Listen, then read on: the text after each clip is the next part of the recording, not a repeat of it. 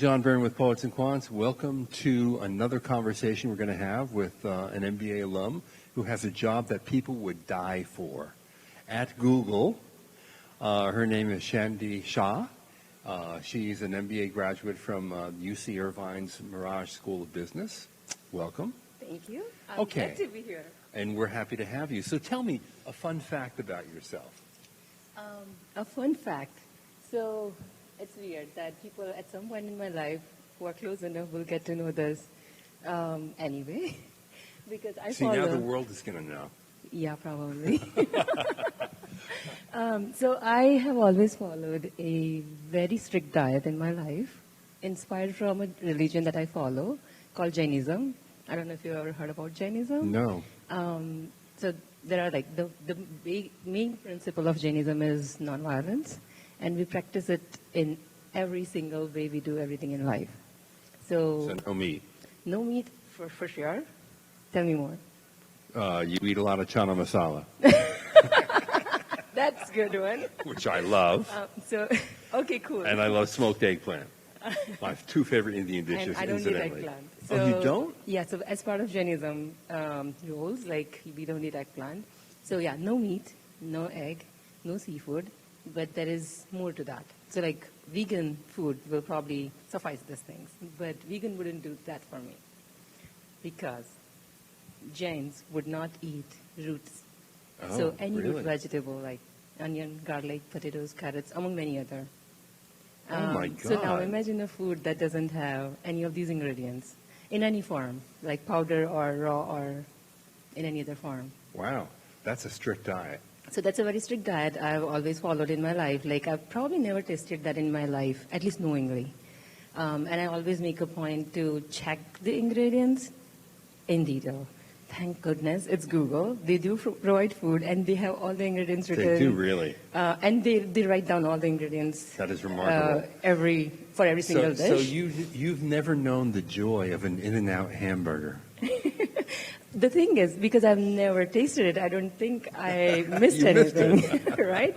So the thing is, what this has done to me is it has given me extreme discipline in life and this attitude to achieve or get anything that I want. So there's if there is a will, there is a way.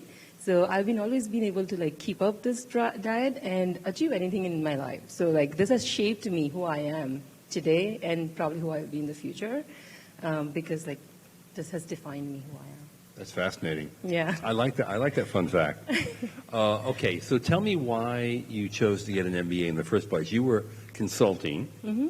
And you were with an IT consulting firm, and you did work as a consultant at Cisco and Symantec. Yeah. Why the MBA?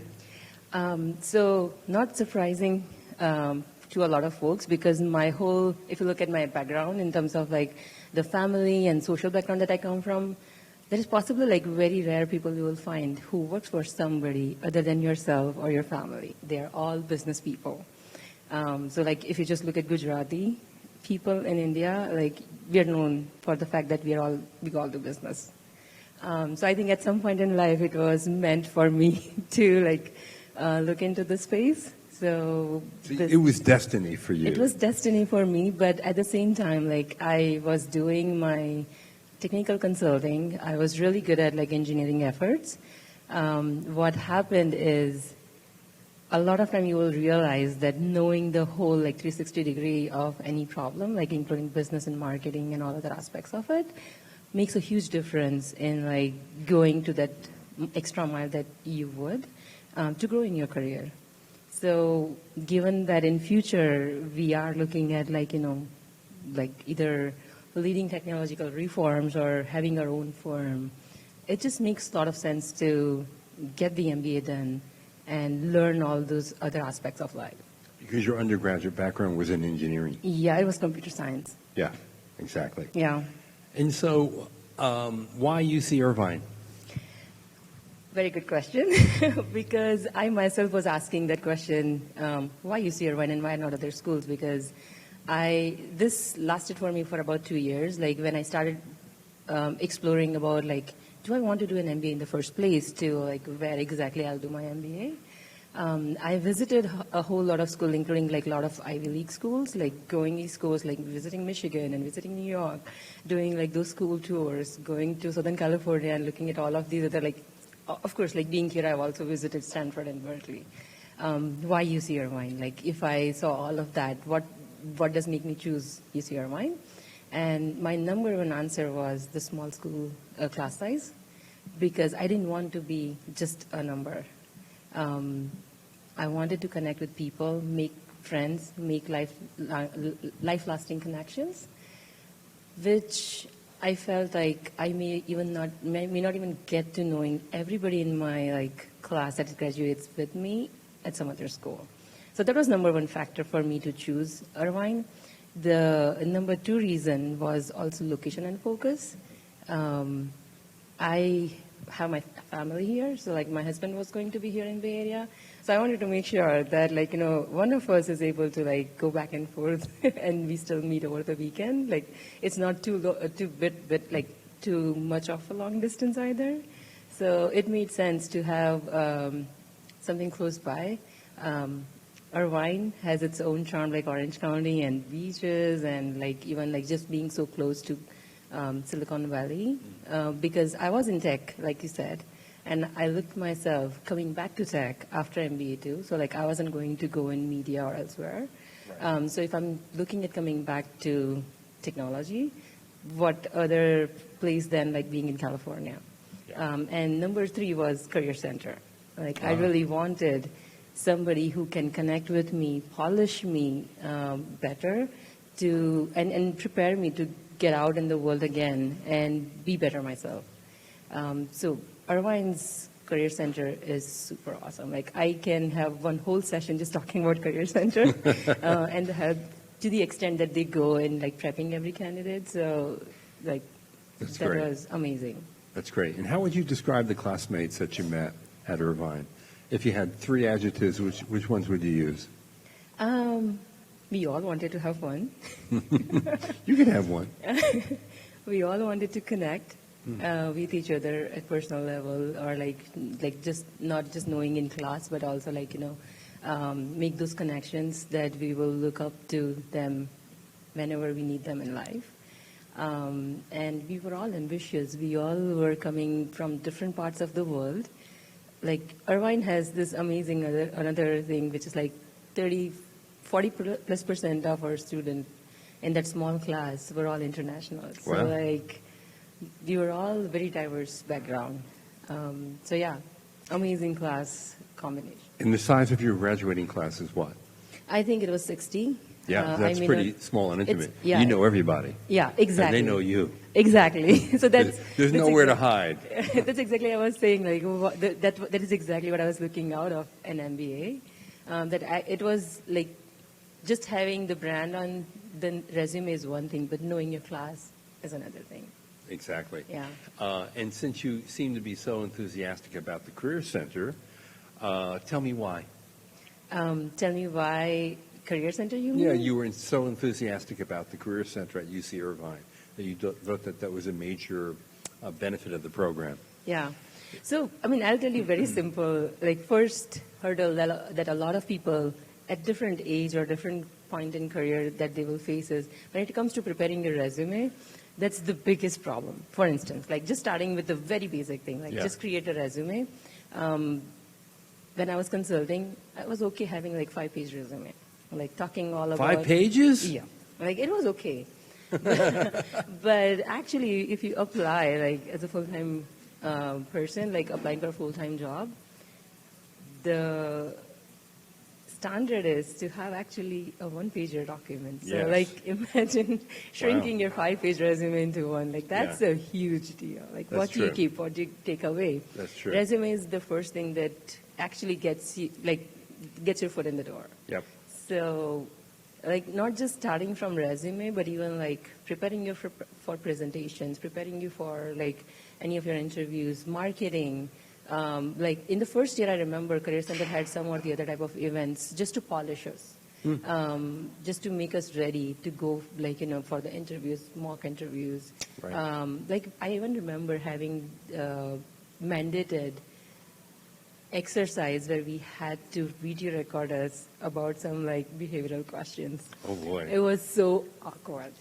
But I can imagine like what they were doing is if you are giving an interview over Skype or over video, and you are, because like interns or like when you're like just doing the first round of interviews, Right. a lot of time people either do it on phone, and nowadays like even an extra step, like do it on video so that they can see you and they know that you're not faking, somebody else is not speaking on your behalf.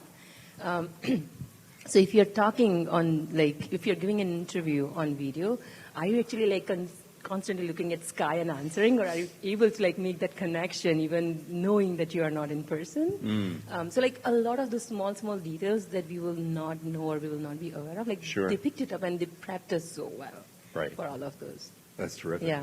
And of course, I'm assuming that they helped you get your job at Google. Maybe. Maybe. Maybe. I would give that credit to actually one of the class that I took in my first year. And the secret is that we had a case study on Google in that class. And surprisingly enough, when I interviewed at Google, they had one question which was the answer was totally stolen from that case study. Like everything that we discussed in the class, I was able to just talk through that. Oh my goodness. And I feel you- that they you made were- a lot of You difference. were rehearsed in the MBA program for the one question that you had to nail at Google. Yeah, I feel that that's probably what got me. I job love at Google. that. That's even a better fun fact. But I would tell you that everything else, after getting to Google, who I am today, a lot of credit goes to like the whole MBA program and Career Center has done to me, like how they have prepped me. Networking. Like, oh my goodness, Career Center has like prepped us to an extent that it is natural to me now to network with people, and I don't even know that I'm doing that. It just comes. It just comes naturally. Like those people skills and networking skills that they Wow. have instilled in us, amazing. That's incredible. Yeah. So what MBA skills did you acquire that you actually use on the job today? Yeah, like networking. Oh, okay. I actually probably like Yeah. seeded that question in you, Wow.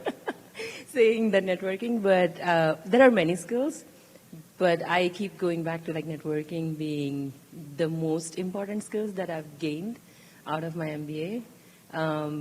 Because right now, like I said, like I just network with people without knowing that I'm doing that, and to an extent that I actually make a point to even follow up with them at some point. Like it might just be, hey, like I'm in your building and let's just meet over lunch, or can I have like a dedicated quarterly half-hour meeting just to like know what you're doing and how you are doing, sort of thing. So like at different level in like office, I have like sort of work friends or like people who I can look up to when I'm faced with a question and I want just ears or like brain to like bounce off of. Sure. Like starting from like junior entry level people to all the level up to like VPs and SVPs, I would be able to like just tap somebody and ask like, what do you think of this? Like, should I take up on this opportunity? Or do you think maybe wait out? Or it could just be like talking to somebody and like, this manager. And before you went to business school, that would have been much more difficult for you, right? Yeah, it was extremely difficult for me. So I can tell you a secret. I'm not proud of talking about that particular fact, but like when I was at this kind of events before going to my MBA, like my husband used to like technically, like actually physically push you. Like you have like 5 minutes. I'm keeping a clock. Like just go and make sure you're talking at that table for 5 minutes. Like just connect. It was very difficult. Like I would sweat. It was very difficult for me to actually go and connect with people. And now, like I said, like it just doesn't, I don't even realize that how I connected with Sai, for instance. Like it's just very easy for me now. Is your husband an MBA as well? He is an MBA as well. How about that? So he learned the same trick as well and wanted to share it with you. So he did it in India, but he has this born talent in himself. So like he didn't have to learn that. He didn't need somebody to push him for that. I needed him. I still need him.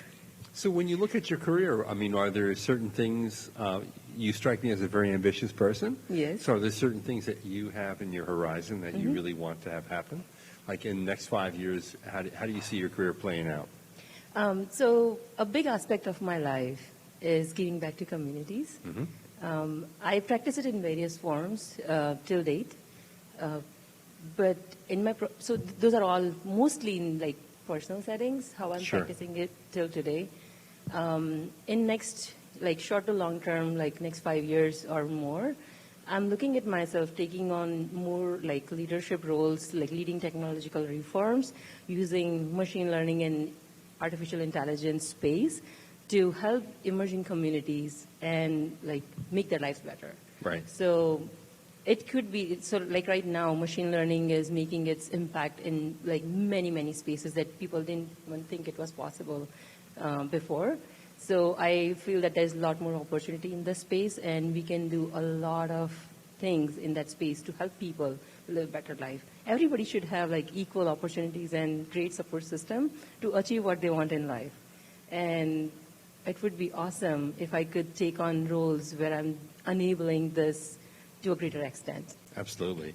And AI and machine learning are kind of where it's at. I mean, over the next 10, 20 years, Yeah. this is going to become very prevalent and affect everyone, no matter what you do, no matter where you are.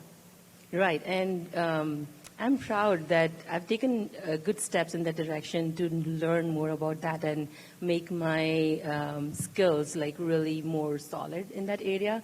So right now, my role at Google is like about machine learning and artificial intelligence framework. So like we have open sourced software or framework called TensorFlow, and I lead developer community aspects of that. Oh, wow. So like I'm making a step in the right direction, I hope. You're in the right place at the right time. I hope so. Okay. Time will tell. Last question. What advice would you have for current applicants who are now at the very early stages of their journey to get an MBA? What advice would you give them? I would advise that make sure you visit the school and you feel like this is the place I want to be. If possible, sit in one of the classes that they're teaching to first years or second years and see what you feel, what feeling you get out of that. That's why I selected Irvine. Like when I went there, I felt like this is where I wanted to be. That small class size and everything, I could experience that the moment I was there. Otherwise, I would have wanted to be in like one of the top schools, like top 5 Ivy League schools or something like that. Yes. But yeah, be there, experience that, and see if this is where you want to belong or you belong already. Number one advice. And number two is just be yourself. Like, don't try to fake it. Don't try to be somebody who you are not. And my husband keeps telling me, like, one thing that I admire about you is you are who you are and you don't pretend to be somebody else. And I think it has its own magic.